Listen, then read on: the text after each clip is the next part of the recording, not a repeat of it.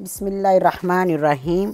रसूलुल्लाह सल्लल्लाहु अलैहि वसल्लम ने इरशाद फरमाया, मेरी उम्मत को क़यामत के दिन इस तरह बुलाया जाएगा कि उनकी पेशानियाँ और उनके पाँव वज़ू के आसार की वजह से चमक रहे होंगे।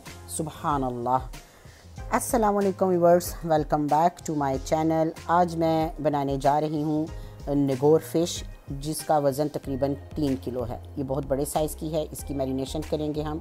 सबसे पहले मैंने 1.5 टेबल स्पून या 2 टेबल स्पून आप गार्लिक पेस्ट ले लें। उसके बाद 1 टेबल स्पून उसमें अजवाइन है। इसके बाद इसमें 1 टेबल स्पून मैंने डाल दी है हल्दी, और इसके बाद 1 table spoon red chilli flakes जाएंगे इसके अंदर। 1 table spoon red chilli powder डाल दिया है, ठीक है। और उसके बाद 1 टेबल स्पून इसमें सोया सॉस डाल दिया है। 1 टेबल स्पून इसमें चला गया है सॉल्ट, आप अपनी टेस्ट के मुताबिक डालिए। 1 टेबल स्पून इसमें ज़ीरा पाउडर चला गया, और 3 to 4 टेबल स्पून इसमें मैंने डाल दिया है लेमन जूस। अब हम इसको अच्छे से मिक्स कर लेंगे, इस सारे मिक्सचर को, और फिर अप्लाई कर देंगे फ़िश के ऊपर, ठीक है।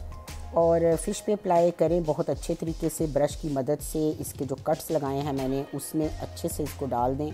और क्योंकि इसको मैंने पहले से वॉश करके 1 घंटा रख दिया था, पानी इसका बिल्कुल निकल गया है। पानी अगर अंदर हो तो भी मसाला अच्छे से मैरिनेट नहीं होता, ठीक है। अब अच्छे से इसको ब्रश करें, ये सारा मिक्सचर इस पर लगा दें जो पेस्ट बनाया है, और फिर इसको फ्रीज़र में रख दें।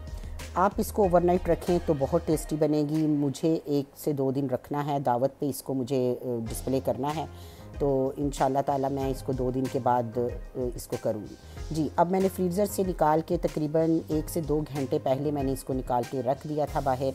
बहुत अच्छी फ्रीज़ हुई है, बहुत अच्छा मसाला अंदर गया है।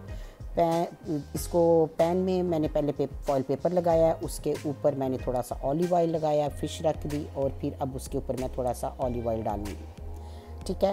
ओवन को मैंने ऑलरेडी प्री हीट कर लिया है हाफ़ आवर पहले, तो हम ओवन में इसको 30 मिनट के लिए रखेंगे, ठीक है। 180 पे या 200 पे आप इसको 30 मिनट के लिए इसको बेक कर लें, ठीक है। ये अपने ही पानी में ये पक जाएगी, और 30 मिनट के बाद फिर हम इसको निकालेंगे, और इससे ये फॉइल पेपर मैं उतारूंगी और देखूंगी कि इसमें अगर पानी है तो फिर हम इसको दोबारा थोड़ी देर के लिए रखेंगे। लाजम होगा इसमें थोड़ा सा पानी, ठीक है। ये देखिए, तो फिर अब हम इसमें पानी अभी है थोड़ा सा बाकी।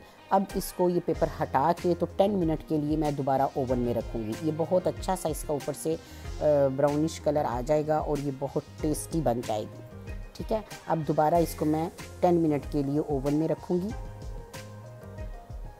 इस तरह से। फिर से 10 मिनट के लिए रखें इसको, और 10 मिनट के बाद हम इसको सर्व कर सकते हैं। मैंने राइस के साथ सर्व किया है, आप किसी भी चटनी के साथ भी कर सकते हैं, जैसे आपकी पसंद है। आप इसको ज़रूर बनाइएगा और मुझे फ़ीडबैक दीजिएगा कि आपको ये फ़िश कैसी लगी। बहुत टेस्टी है, बहुत मज़ेदार है, इसको ट्राई कीजिएगा और मुझे अपनी दुआओं में याद रखिए। अपना बहुत ख्याल रखिएगा। इजाज़त चाहूँगी। अल्लाह हाफ़िज़।